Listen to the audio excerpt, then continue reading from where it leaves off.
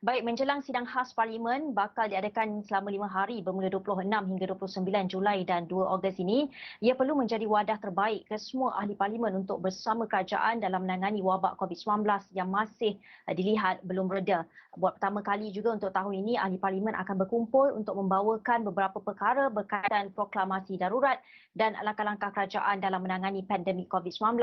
Bagaimanapun, adakah sidang kali ini dapat membawa agenda utama rakyat atau sekadar dominasi pertikaian politik? Kita nak terus bersama pensyarah kanan dan penganalisis politik Universiti Melaya, Dr. Muhammad Taufik Yaakob. Selamat tengah hari, Doktor.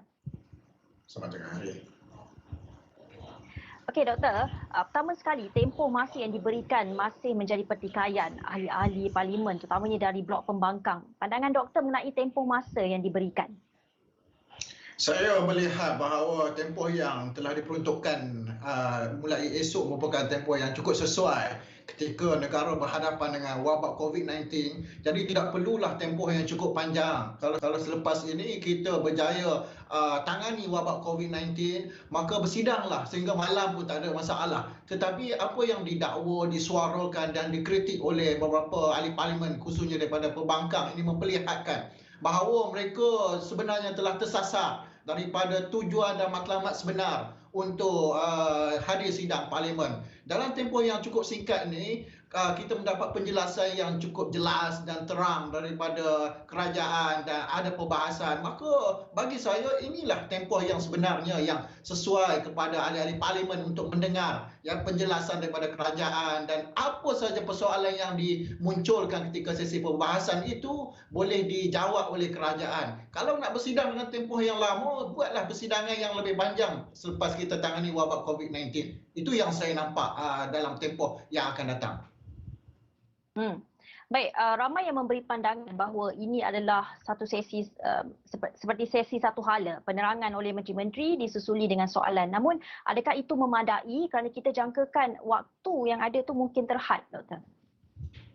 Saya tidak nampak perkara ini berlaku melibatkan satu hala saja kerana telah dijanjikan oleh pihak kerajaan bahawa ada sesi perbahasan dan ini mempamerkan bahawa ada ketelusan dalam konteks tersebut. Dan jika ahli-ahli parlimen sendiri tidak puas hati, mereka boleh menggunakan apa saja saluran bagi menunjukkan bahawa tidak berlaku persoalan ataupun ingin mereka bertanya dan kritikan kepada kerajaan kerana sekarang telah banyak media sosial dan persidangan akan disiarkan secara live. Jadi inilah sebenarnya momentum yang cuba diwujudkan oleh pembangkang untuk memperlihatkan bahawa apa sahaja yang dilakukan untuk menangani ataupun memberi penjelasan kepada rakyat dan kepada ahli-ahli parlimen sebenarnya bagi mereka itu tidak perlu, tetapi mereka sebenarnya nak mengekalkan momentum kekuatan mereka sebagai ahli politik menjelang pilihan raya umum ke-15. Maka saya lihat sudah-sudahlah kita berpolitik sepanjang masa,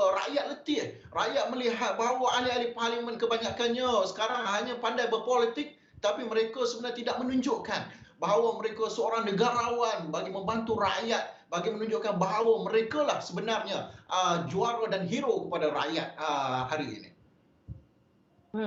Bercakap mengenai rakyat itu, Doktor, tempoh masa yang diberikan untuk sidang itu bermula adalah 26 Julai esok sehingga 29 Julai termasuk 2 Ogos nanti. Adakah itu dilihat memadai untuk membawakan permasalahan rakyat, Doktor? Rakyat perlukan sentuhan daripada aspek kebajikan dan mereka perlu ditangani daripada aspek emosi dan mereka tidak memerlukan satu perbincangan yang tidak memberi kesan kepada mereka sekalipun ataupun sidang yang tidak memberi kesan kepada kehidupan mereka.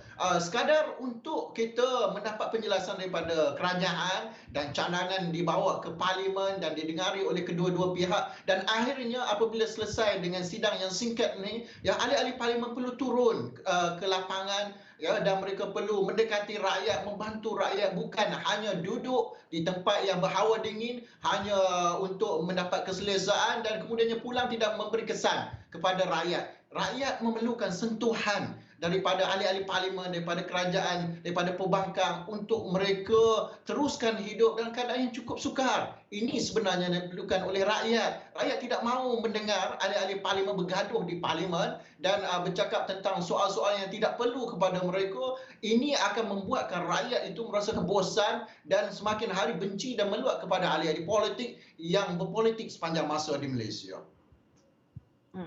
Baik, terima kasih Dr. Muhammad Taufik Yaakob untuk pandangan dan ulasan berkenaan. Itu tadi pensyarah kanan dan penganalisis politik Universiti Melaya Dr. Muhammad Taufik Yaakob.